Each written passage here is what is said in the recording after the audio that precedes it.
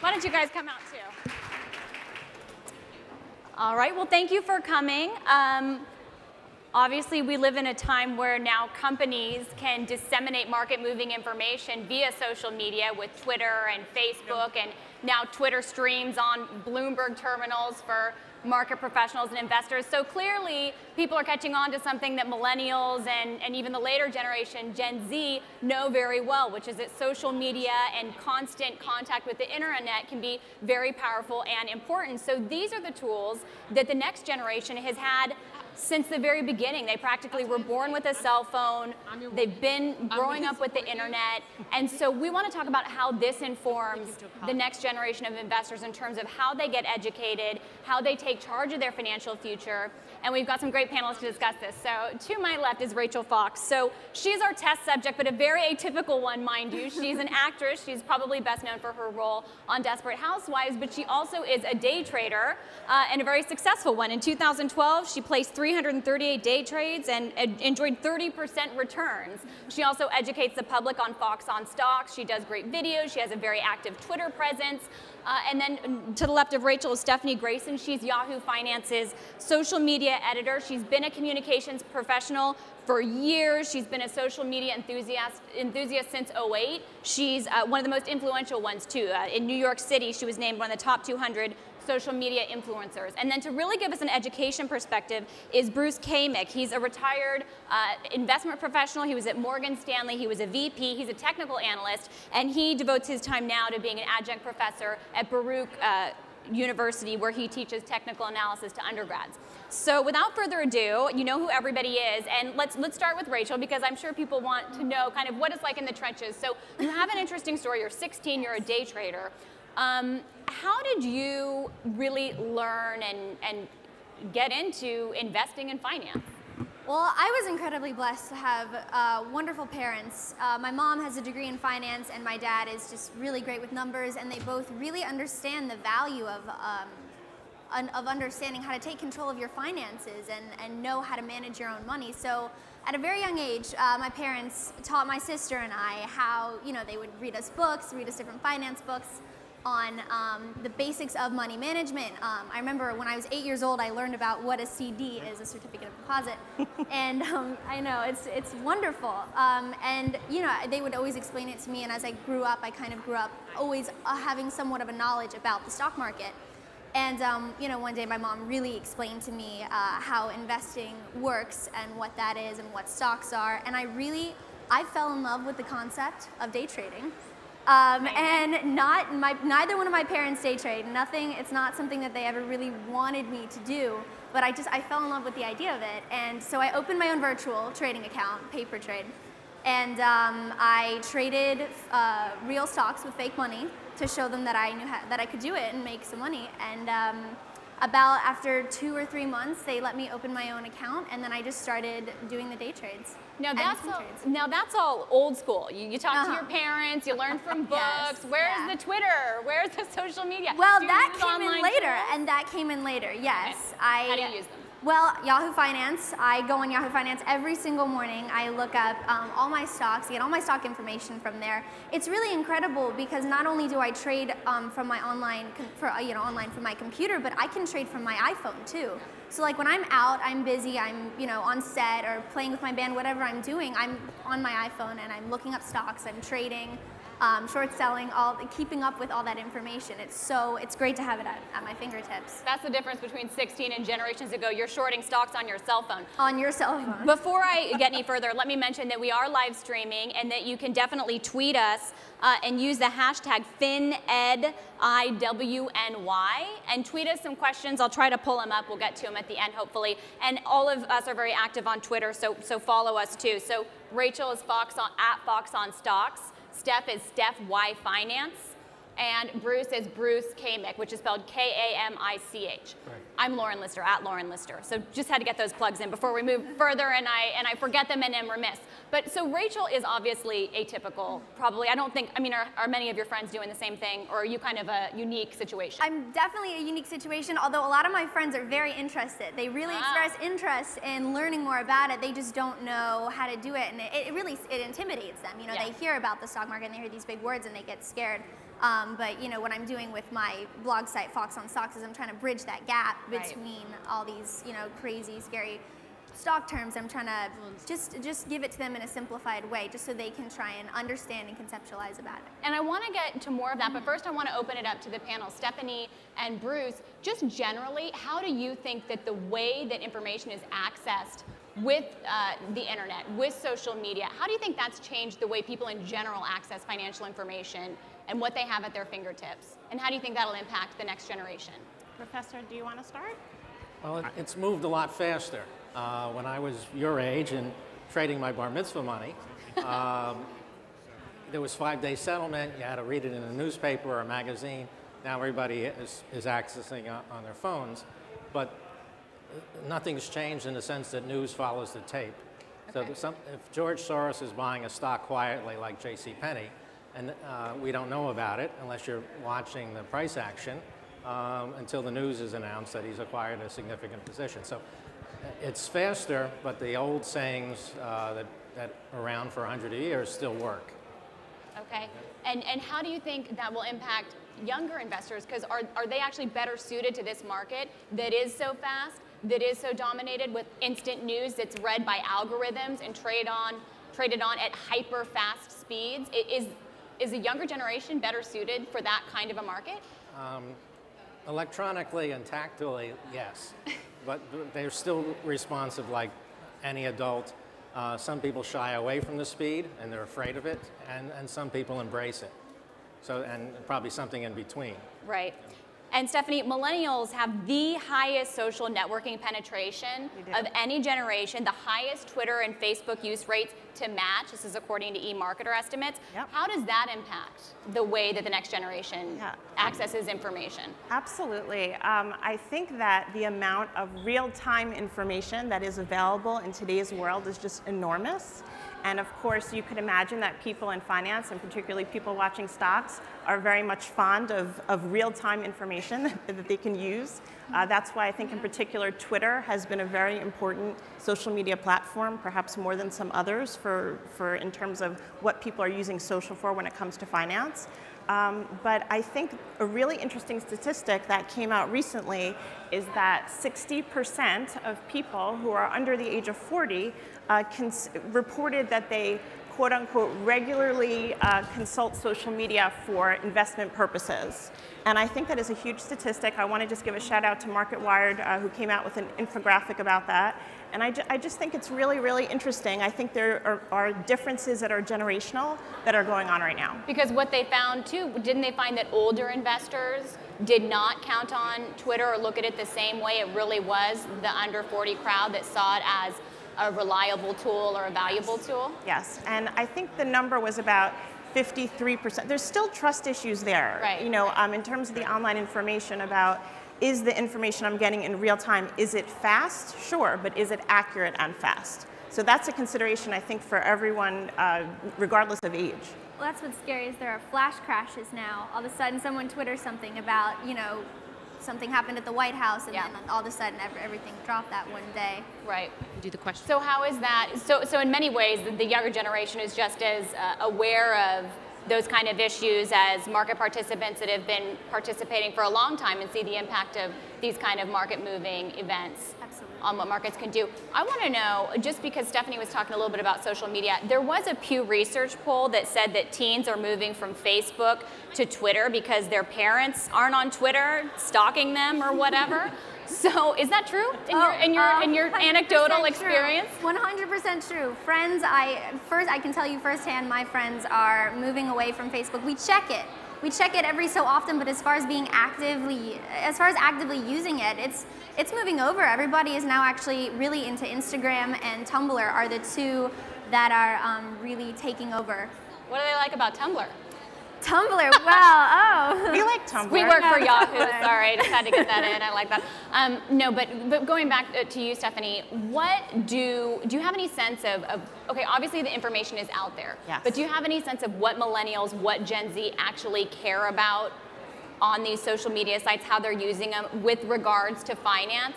Sure, like, is there really interest? Absolutely. I mean, I think the millennials online right now are dealing with some harsh realities in terms of the forecast for the job market for them. And we've even had a few studies that have come out recently that say that as people are remaining in the workplace longer than previous generations, that there are only so many jobs to go around, and there might be someone staying in a job who would have otherwise in a different generation retired who's still with that job. So that's one thing. Job searching is a big thing. And then some of the things you might expect, like things regarding debt from college and things like car payments. We're actually doing a whole program tomorrow on Yahoo Finance Daily Ticker that is all about student debt. And the hashtag is GenIOU, by the way, if you'd like to tune in tomorrow. Nice plug you got in there. I appreciate it. Professor, what about with your students? How interested are they in the intersection of tech and the internet and trading in markets? Do they have more interest in that than they perhaps would have 20 years ago? 20 years ago, they would have been involved in an investment club on campus, or their parents were in their living room, meeting with other investors, once a month. Now that they can do it on the run, between classes, when they're having lunch at their job. Many of them are investing, and some of them are not. Some are very risk adverse. They're working hard for their tuition money, and they don't want to risk that in the market. It's just a personality trait. And some embrace risk, and they're looking for a little penny stock they can buy 5,000 shares of, and try to flip it a couple days later. So it's a polar kind of thing. Do you think that split, do you attribute it in all to a unique experience that millennials have had, where they have come of age at a time where they probably saw their parents lose money in the stock market in '08, or perhaps lose homes?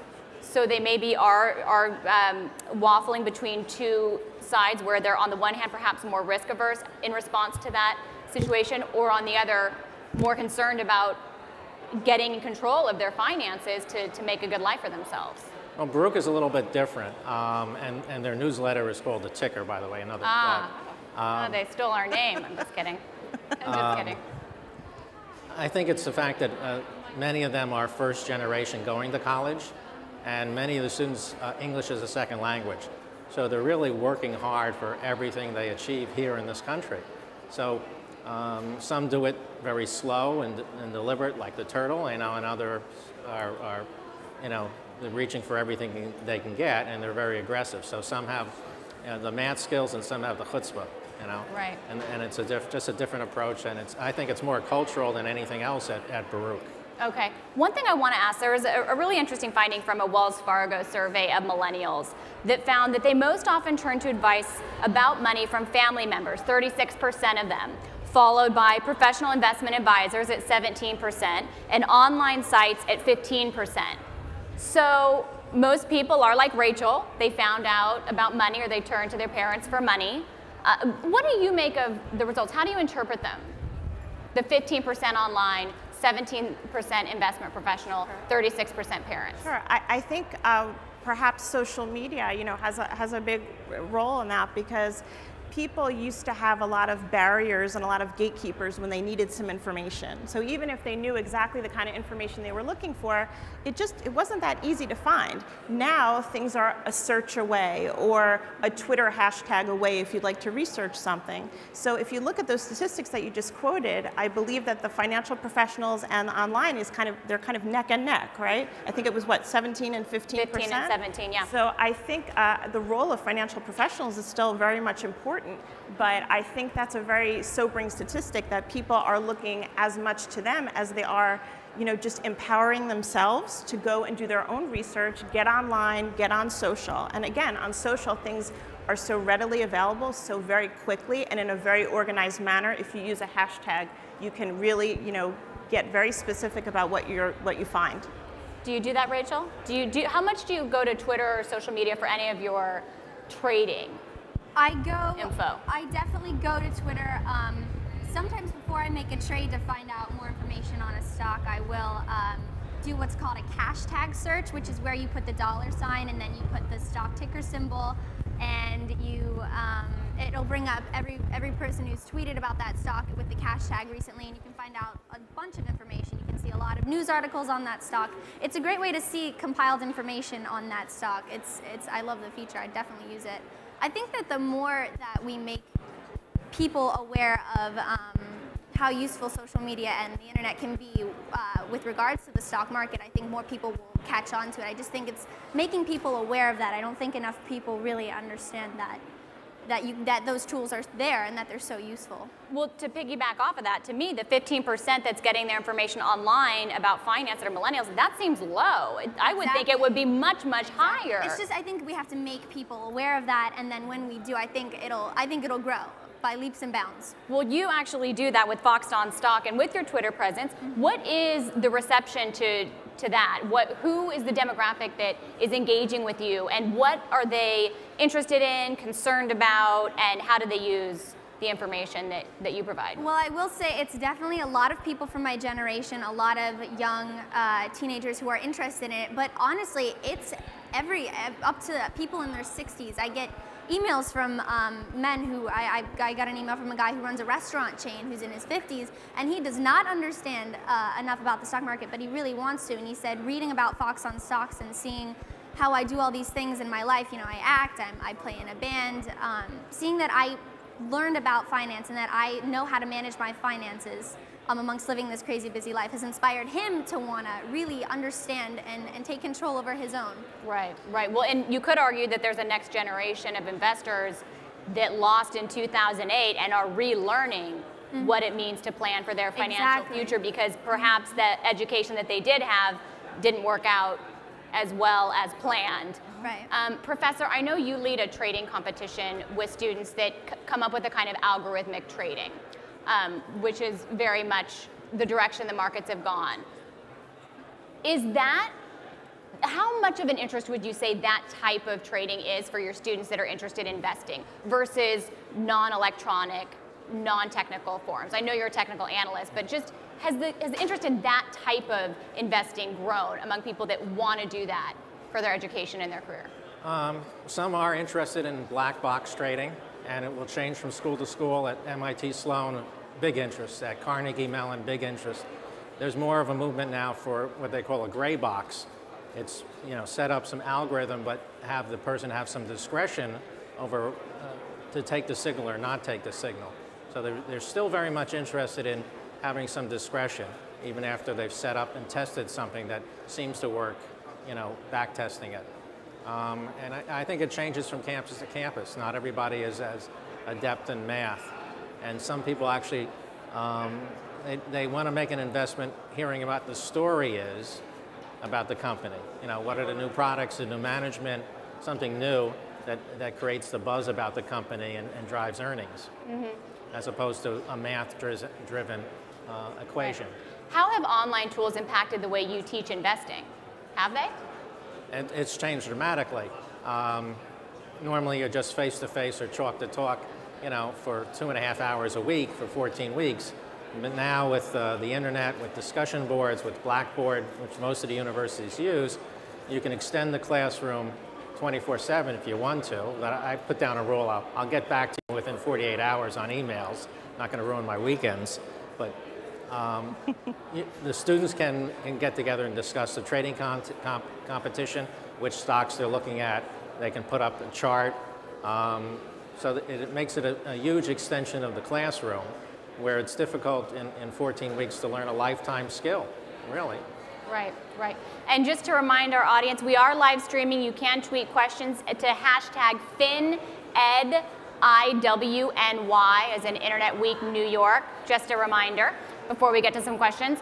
Rachel, I wanted to go back to something I asked you in regards to your friends and if they care about this. Why do you think you are interested in really taking charge of your financial future at such a young age, using online tools, using social media and everything that's at your fingertips, but more of your peers are not and still find that so daunting? What do you think would change that? Well, I think anything, it's funny, I was just talking about this earlier today. The thing that will change that is the internet and is social media. These things that are cool to my friends, these things that interest my friends, Twitter, Tumblr. If there was a blog on Tumblr about the basics of finance, but making it cool and edgy and funny. My friends would love to learn about it. That would make it so fun and interesting for them. So really, it's going to be the internet and social media and these different forms of Tumblr, blogging, Instagramming, any of these fun ways that my friends find interesting. That is going to bridge the gap between this daunting financial world and their education of it. So is it that finance isn't cool enough? I mean, there is some of that. Yeah, I mean, everything it's all about hype, I guess, these days, and it has some of, finance is not cool enough. It's also, finance is it's daunting. You picked a perfect word. Yeah. It's a daunting world, and there are daunting things. You turn on CNBC, and these guys are so brilliant, and they're speaking such brilliant things, but all, people in my generation get lost and scared. So that isn't just your generation. That's a lot of generations that I think turn on CNBC and go, what the heck are they talking about? I mean, they're saying brilliant things. It's so much, and I think to bridge the gap, not only bring it down to a basic level, but bring it to them in a way that's cool, in a way that they, that's appealing to them. That sounds like a startup opportunity of some kind. One for the group, in terms of the financial future that lies ahead of millennials, the average net worth for someone 29 to 37 has fallen 21% since 1983. They face bleaker prospects just looking at the facts. 30 or 40 years from now, young millennials might face shakier retirements than their parents. So at the same time, we're talking about the power of online tools for them to really take charge of their financial future in a way that 50 years ago people couldn't. People would have to call their broker and do all these scary things that had high barriers to entry, whereas now that doesn't exist. So given those two aspects, what do you think are the benefits and the challenges to this next generation of investors in terms of creating wealth and taking charge of their finances? So I think there's bad news and good news. I mean, there is a sense of responsibility and that it is tough out there, and everyone is starting to talk more also about the sandwich generation, that people are of a certain age are probably going to have to worry not only about taking care of their children and those expenses, but having aging parents at the same time who may need care. So the financial decisions that they make are just very, very important. So I think that social in particular gives people a way to find information and tools that they need very quickly. And again, if you check your sources, and that you're saying, okay, I know this person, I'm believing what they say, I have a high trust level with this person. There are a lot of really good tools out there that you can use, particularly for millennials, if there's some kind of forced savings that they want to do. One of the articles that we ran that was had a lot of high interest was how to save if you're lazy. And there are ways to set up, by the way, I'm not implying at all that the millennial generation is lazy. I'm just saying that we're all very busy. We're all never, especially not you, but that we're all very busy. And I think because the millennial generation is such that we're all connected, I would say we're busy in a way that maybe,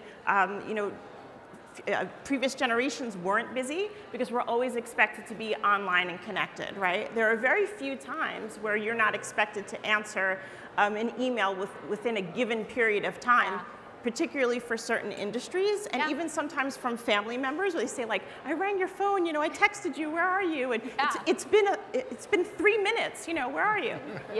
But I do think that it's not as much about being lazy, but just being busy. There are tools out there that you can find quickly that are reliable. And from the professor and from Rachel, what do you think are the benefits and challenges of what this generation faces in terms of online the biggest challenge is going to be discipline. We have the speed, we have the access, we have the information, so they can make decisions, but they're never going to learn it on the internet or anywhere else, discipline. So whether it's putting money away each month or week, or when you can trade your account very rapidly, you have to have the discipline not to trade it too much. And you also have to have the discipline not to hope that some investment is going to turn around. Hope's not a strategy. And so they'll need to not look for that, keep looking for some other message on a bulletin board that's going to tell them to stay with that losing position because it's going to turn around tomorrow or tomorrow or tomorrow. So they're still going to have discipline no matter how fast it moves and how much information and how easy it is. That's the biggest drawback. Rachel, what do you think? I think that the biggest challenge and also, you know, the greatest benefit, yeah, exactly, is I think that it's acquiring the education. You know, it's all there at our fingertips, so that's a huge benefit. It's right there, but I also think that's going to be a challenge to acquire the information at the same time. Learning it, it's difficult, and then I think weeding through to find the right education, because when things are online, there's so much of it. Yes. And I think finding the right education and finding the right things to learn it's difficult. Exactly. To learn it in an order that makes sense and in an orderly way, so it really makes sense, and so you are, you know, doing the right things with your money and making sure that you have enough education as well. So much information, but editing it to what's really valuable and accurate is a challenge. Exactly. So also it was a challenge to get 5 minutes of questions. I have 2 minutes and 40 seconds, I just realized. So if anybody has one, we probably have time. So over here in the red shirt. Sure, so you just mentioned that learning things in the right order is a challenge, knowing the right sources. So for someone that's getting started out investing, what are a couple of sources or blogs or Twitter handles or books that you would point them in the direction to? Great question. Yahoo Finance is a great source. And I'm not just plugging my site. It is the most popular financial site out there. Real-time info, data, news, analysis. Yahoo Finance is amazing. I don't know if it's necessarily, if you are beginning, if you're just starting out, Yahoo Finance is incredible, but you may go in there and it may confuse you a little at first, but don't be intimidated by that. There are a lot of incredible websites. Let me think. There's one. You do basic investing I do videos. basic she investing does great basic investing. My website, foxonstocks.com, I have a blog where I blog about basic concepts, trades that I've made, things that I've done. And I also have this page called the Investing Basics page, where you click on it and there are 8 core videos that come up, these little blocks. And you can click on them, and it'll take you through the basics. First video is what is a stock, so you understand exactly what you're trading. Then you have common stock versus preferred stock. Then we get into what is the Dow, different things, and there are all these, you know, 8 to 10 minute videos. And I get asked questions by my friends who are actors in Hollywood. One of my friends, Jeremy Shada, the voice of Finn on the show Adventure Time, and Kenton Duty from the show Shake It Up. Just different friends. They'll ask me questions. And that's also part of, you know, bringing in the cool, bringing in the... You're bringing in the cool. Bringing in the cool, yeah, to appeal to my generation. Okay. Any other sources you guys want to give? In terms of, you know, a shout out for Yahoo Finance, I'll have what she's having, so yes. But I also think that CNBC is a good resource, and that in particular, one of the programs that's good for people starting out that's on Yahoo Finance is our Just Explain It series, because that's what they do. They just explain it about topics that maybe would be otherwise a little bit intimidating or involved. And we had one, for example, about the fiscal cliff and other things that become newsworthy, so that people have you know, a 101 understanding of the workings of it. Yeah. And want to add anything? My oldest son uses Yahoo Finance for foreign exchange information, but you go to all the brokerage companies for their information, but if you want independent information, things like bigcharts.com, stockcharts.com, all the stock and commodity exchanges have excellent education sites built in. So you can read about how to invest in stocks, bonds, commodities through the exchanges themselves in an unbiased way. So we're out of time. However, if you tweet to the hashtag, I can probably convince our panelists to answer some of those questions via Twitter. Yep. So tweet us. We will answer your questions if any of our live streaming audience tweeted us at the hashtag IWNY. Thanks so much to our panelists. Thanks so much to Internet Week for having us. Thanks to all of you for joining us.